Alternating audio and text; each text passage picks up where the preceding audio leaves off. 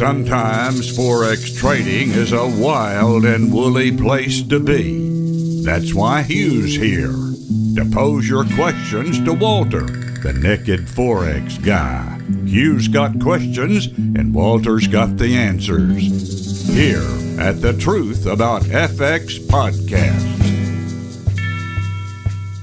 Hey Walter, I got a question for you.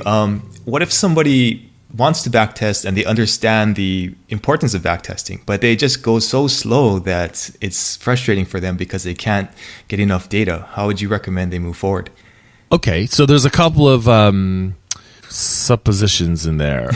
One is they don't have enough data. Now, I don't know. Maybe they do, maybe they don't. We'd have to look at that and make sure that that's the case. But let's say that this trader feels like he needs to have, and I say he because, you know, most traders are men, but it could be a woman, and most really good traders are women. So let's say she says, I need to have 500 trades, and I'm only able to knock out, 10 an hour or whatever, so I don't want to spend 50 hours doing this. Maybe that's what's going on. Well, I don't know where that number came from.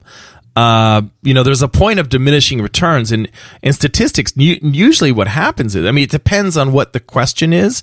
And so the question dictates the statistic that you use. But in most cases, I hear people say things like, well, you must have 30. It's crazy. Like, you must have 30 in order to have a statistical significant blah, blah, blah. And that's like a load of hooey. Like, you can have 10 and it can be significant. In fact, it's like, okay, let me put it this way. Let's say you were out there digging in the forest and you're looking for gold, okay? So you're digging in the forest and you're looking for gold, and holy crap, the first time you sink your shovel into the dirt, ting, you hear this, sound, and I'll be darned if I didn't just hit a gold nugget with my shovel. Now let me ask you something. Let me ask you something. Mm-hmm. Would you be more willing to say, I think there's gold in that dirt, or would you be more likely to say, you know what? We really need to dig 30 tons of dirt out of here before we know if there's any gold in them there dirt. You know what I mean? It's just, you know what I mean? Like, that's the same thing with statistics. Like, you can actually have a really small sample, and if it's a really strong result, there's probably going to be a lot there. And that's the same thing. Like, that's why I use the gold digging thing. I don't know why I just came up with it. But the idea here is, if you see gold straight away, then there's probably gold down there. You could have been lucky. There's a chance that maybe you just got lucky, and for whatever reason, you dug the only gold nugget from here to, Seattle, and you got lucky. And maybe that's true, but it's probably not true. Probably it's full of gold, and that's probably what's going on here. So when people say things like you need to have X number of trades to be a statistically significant blah, blah, blah, they're usually just pulling that out of the last person they heard it from. And usually the numbers people say is 30 or 100. And it makes no sense. It really makes no sense. The answer is, it depends on what the question is. And there's more. I could get into more detail here, but I don't want to get bogged down here. So here's and the other part of this question is, how do let's just say that they're right, that they do need X number of trades. The real advantage of taking 500 trades is not that you have a statistically significant data result or win rate or whatever.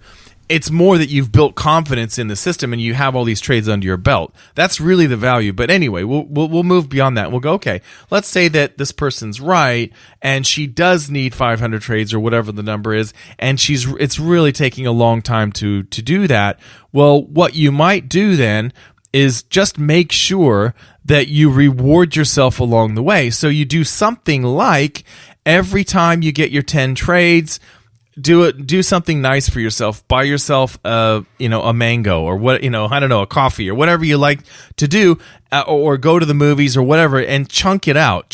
So it's kind of like, the guy who says, I want to make $1 million this year. Well, if you backwards engineer that, $1 million. Well, how much is that a month?